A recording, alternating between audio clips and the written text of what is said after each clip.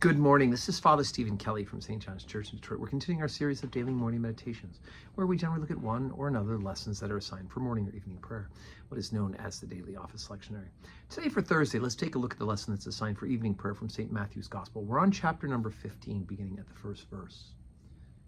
Then came to Jesus scribes and Pharisees, which were of Jerusalem, saying, Why do thy disciples transgress the tradition of the elders? For they wash not their hands when they eat bread. And he answered and said unto them, Why do you also transgress the commandment of God by your tradition? For God commanded, saying, Honor thy father and mother, and he that curseth father or mother, let him die the death.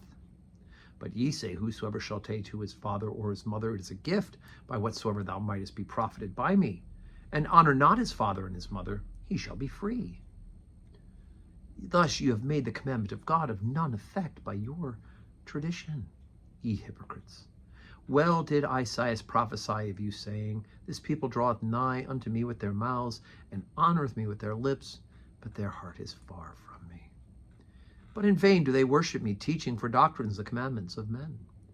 And he called the multitude, and said unto them, Hear, and understand. Not that which goeth into the mouth defileth a man, but that which cometh out of the mouth, this defileth a man. Then came his disciples and said unto him, Knowest thou that the Pharisees were offended after they heard this saying? But he answered and said, Every plant which my heavenly Father hath not planted shall be rooted up. Let them alone. They be blind leaders of the blind. And if the blind lead the blind, both shall fall into the ditch. Then answered Peter and said unto him, Declare unto us this parable. And Jesus said, Are ye also yet without understanding? Do you not understand that whatsoever entereth into the mouth goeth into the belly and is cast into the draught? But those things which passeth out of the mouth come forth from the heart, and they defile a man. For out of the heart proceedeth evil thoughts, murders, adulteries, fornications, thefts, false witness, blasphemies. These are the things that defile a man, but to eat with unwashen hands defileth not a man. Okay, so first of all, you still should wash your hands. I remember as a kid thinking, see, I don't have to wash my hands. Jesus says that's not important.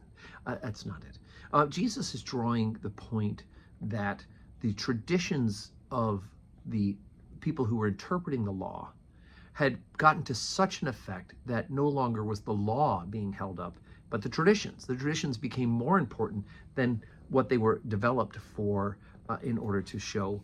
Now, washing hands is a good thing. Right? We should wash our hands, and we learned through the whole COVID thing that we should definitely be vigilant about washing our hands, so that we have learned and been told every cold and flu season we should be vigilant about washing our hands. It's a good thing, but it doesn't make you unclean, right? There's nothing ungodly about not having the cleanest of hands, and yet what had happened was there was such an emphasis on ritual purity and ritual cleanliness that it then kind of eased over into the following of these all set of things that had to be done to the T, or else somehow you were unclean. And that dealt with also with food. Ultimately, Jesus is going to release them of the dietary restrictions that the Jewish people were under. And we know that in the books of the Acts of the Apostles. We start with this reading, and then the Acts of the Apostles, where the sheet comes down in St. Peter, is shown that all food is no longer, that all food is now clean, that there's no longer an unclean thing. But if God has made it, because look, if it goes in the mouth, it's gone, right? Your body uses it in one way or another. We should certainly be healthy about what we eat, but it comes and it goes.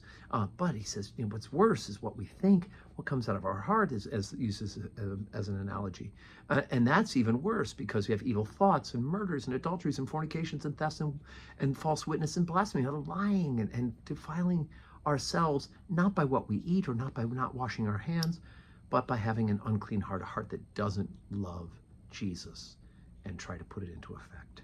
Right? Are we giving him lip service, or are we really trying to live as he would have us live? So today's Thursday. Say we have 10:30 morning prayer. We have 10 o'clock adoration if you want to come early, spend some time with Jesus in the Blessed Sacrament before Mass, 10:30 Mass, and then benediction immediately following, and then evening prayer at 4. I do hope that you can join us today for worship in person, and if not, on our live stream. And may God grant you a Thursday that is full of blessings.